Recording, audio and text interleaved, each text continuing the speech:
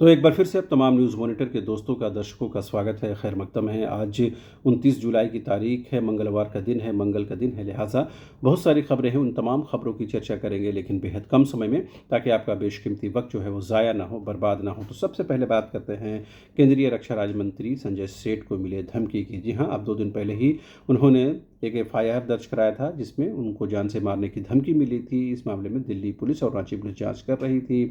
अब एक आरोपी की गिरफ्तारी हुई है झारखंड के धनबाद से, जो रेलवे स्टेशन पर जो है चाय बेचने के काम करते हैं। आरोपी का जो नाम है नित्यानंद पाल है, और फिलहाल जो पुलिस है इनसे पूछताछ कर रही है। तो कहीं ना कहीं स्पष्ट हो गया है कि किस व्यक्ति के माध्यम से ये धमकी भरे मैसेज और फ़ोन कॉल्स किए गए थे।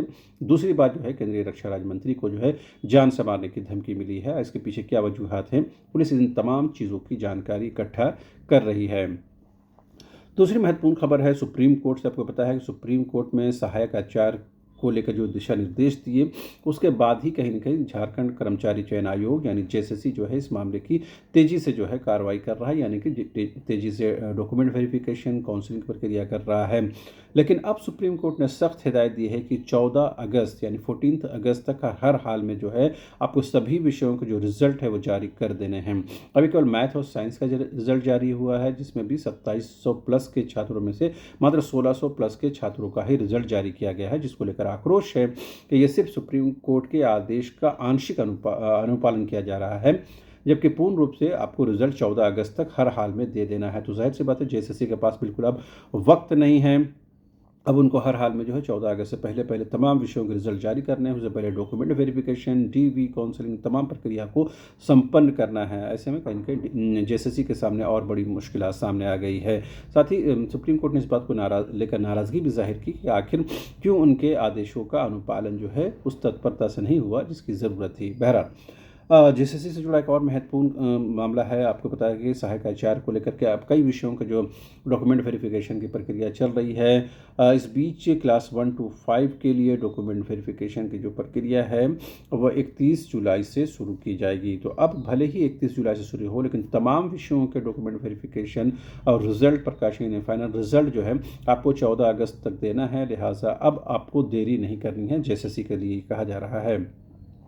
तो सुप्रीम कोर्ट की हिदायत के बाद कहीं न कहीं जेएसएससी के हाथ पाँव ज़रूर फूले होंगे, और कहीं न कहीं देखना दिलचस्प होगा कि क्या जेएसएससी सक्षम है कि 14 अगस्त तक तमाम विषयों के रिजल्ट दे पाए। हालांकि वो कोशिश करे तो ज़रूर हो पाएगा, लेकिन जिस कछुआ चाल से जेएसएससी काम करती है वो किसी से छिपा हुआ नहीं है।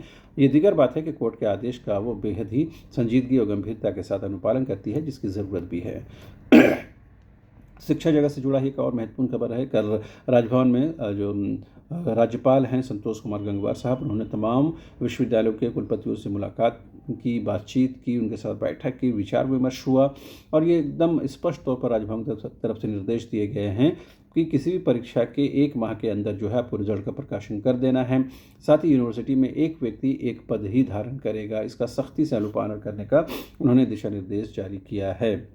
दूसरी खबरों की बात करें तो सोमवारी को लेकर के कल तीसरी सोमवारी थी। आपको पता है बाबा देवघर में बाबा धाम में जो है करीबन 4 लाख लोगों ने जलाभिषेक किया है। इसी तरह दूसरे ज़िलों से भी खबरें आई हैं। तो जाहिर सी बात है, कहने की सरकार ने एक उच्च व्यवस्था की, जिसकी वजह से अब तक किसी प्रकार की कोई लापरवाही की खबरें नहीं आ रही है। हालांकि छोटी मोटी शिकायतें तो ज़रूर होती होंगी। दूसरी और महत्वपूर्ण कुछ राजनीतिक खबरों की बात करते हैं तो आजसू ने जो है अपने संगठन का विस्तार करना शुरू कर दिया है, और कल राजधानी रांची में मिलन समारोह का आयोजन था। इस दौरान पार्टी के सुप्रीमो सुदेश कुमार महतो भी मौजूद थे। उस दौरान उन्होंने परवीन प्रभाकर जो हैं कि उनको केंद्रीय उपाध्यक्ष के तौर पर नामित किया गया है। तो एक बड़ी जिम्मेदारी उनको दी गई है। ऐसे दूसरे लोगों के नाम भी, संजय मेहता को भी बड़ी जिम्मेदारी दी गई है। तो आप ये समझ सकते हैं कि आजसू पार्टी जो है कहीं ना कहीं आगामी विधानसभा चुनाव और आगामी निकाय चुनाव को लेकर के अभी से तैयारियों में जुट गई है।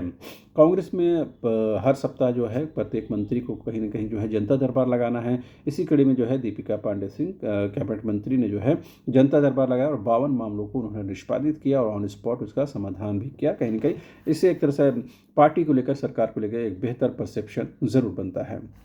पड़ोसी राज्य बिहार की बात करें तो एसआईआर को लेकर के, यानी कि जो मतदाता सूची में पुनरीक्षण किया जा रहा है, उसको लेकर के सुप्रीम कोर्ट में सुनवाई हुई। हालांकि सुप्रीम कोर्ट ने इस पर कोई रोक नहीं लगाई है, लेकिन सुप्रीम कोर्ट ने कहा है सख्त अल्फाज में कि अगर कोई भी गड़बड़ी की शिकायत मिलती है तो इस पूरी प्रक्रिया को वो रद्द कर देंगे। तो कहीं ना कहीं ईएसआई के लिए भी, ईसीआई के लिए भी कहीं ना कहीं अब वो है कि एक एक कदम उनको फूंक फूंक कर उठाना है।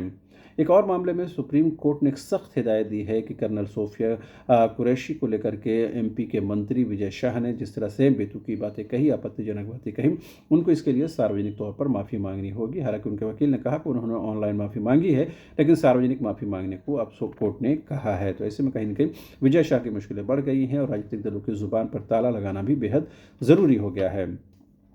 एक अंतर्राष्ट्रीय खबर की बात करें, ट्रंप ने कहा है कि गज़ा को लेकर के वहाँ पर भूखमरी और वहाँ पर जो हालात है उसको लेकर के जो बात इज़राइल कर रहा है, जो इज़राइल नेतन्याहू सरकार कर रही है, उससे ट्रंप सरकार सहमत नहीं है। यानी पर वहाँ पर भूखमरी है, इस साथ देखी जा सकती हैं, तस्वीरें साफ है, वीडियो साफ है, लेकिन अगर इज़राइल इस पर इज़राइल इसको मैनिपुलेट करने की कोशिश कर रहा है तो ट्रंप शासन इस पर सहमत नहीं है और उन्होंने कहा कि हर हाल में वहाँ के लोगों को खाना मिलना चाहिए और इस बात को सुनिश्चित करना चाहिए। तो जाहिर सी बात है, कहीं न कहीं अमेरिका भी अब इज़राइल के बातों पर यकीन नहीं करने लगा है। ये कहीं न कहीं अमेरिका की विदेश नीति और ट्रंप के आने के बाद बहुत सी चीज़ें बदली हैं, उसमें ये भी नीति बदलती हुई नज़र आ रही है। बहरहाल अभी के लिए इतना ही। आप तमाम दर्शकों से रिक्वेस्ट है कि ऐसी खबरों को प्रसारित करें, चैनल को सब्सक्राइब करें, कमेंट करें, लाइक करें, शेयर करें और जो भी कमेंट करें वो संसदीय भाषा में करें। Thank you so much.